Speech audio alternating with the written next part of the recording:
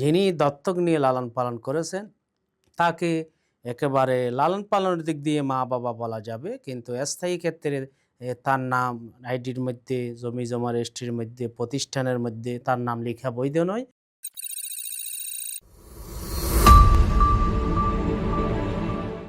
আসসালামু আলাইকুম ওরহমতুল্লাহি ওবরকাতুহু। ইন্নাল হামদুলিল্লাহ ওয়াসসালাতু ওয়াসসালামু আলা মান লা নাবিয়্যা বা'দা, আম্মা বাদ। সুপ্রিয় দর্শক, মোনাহিল টিভির পক্ষ থেকে আপনাদেরকে স্বাগতম। আজকে আমি একটি বিষয় নিয়ে আলোচনা করব। বিষয়টি হলো, কোন একজন মহিলা, সে কোন একটা বংশের মধ্যে বিয়ে হয়েছে, কিন্তু সেখানে যদি সে অন্য বংশের কোনো ছেলের সাথে ব্যভিচার করে সন্তানকে এ তার বর্তমান স্বামীর সাথে সম্পৃক্ত করে দেয়, এটাকে গুনাহের কাজ বলেছেন। রাসূল সাল্লাল্লাহু আলাইহি ওয়াসাল্লাম বলেছেন, আইয়ুমা ইমরাতিন আলহাকাত বিকওমিন নাসাবান লাইসা মিনহু।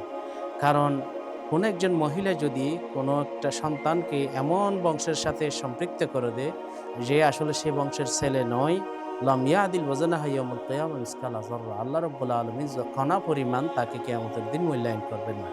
তাই সাধারণত মানুষের বংশ হয় ছেলের মাধ্যমে।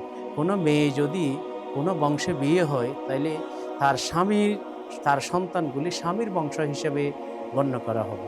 এখন যদি সে অন্য বংশের ছেলের সাথে ব্যভিচারে লিপ্ত হয়, তখনও কিন্তু এই স্বামীর বংশ হিসেবে গণ্য হবে, এবং সে এই খিয়ানত করার কারণে রাসূল ইসলাম এটাকে গুনাহের কাজ বলেছেন।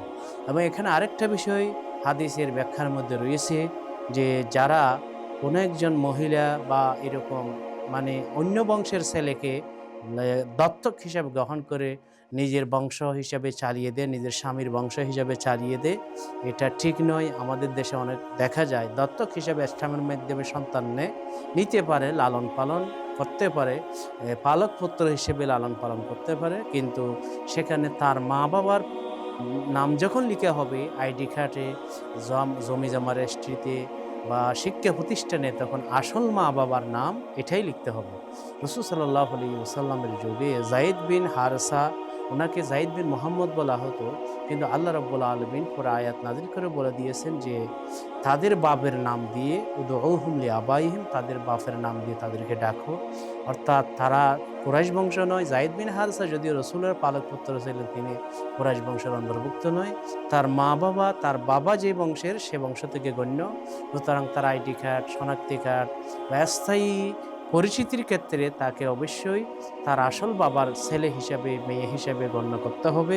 যিনি দত্তক নিয়ে লালন পালন করেছেন তাকে একেবারে লালন পালনের দিক দিয়ে মা বাবা বলা যাবে, কিন্তু স্থায়ী ক্ষেত্রে তার নাম আইডির মধ্যে, জমি জমা রেজিস্ট্রির মধ্যে, প্রতিষ্ঠানের মধ্যে তার নাম লেখা বৈধ নয়।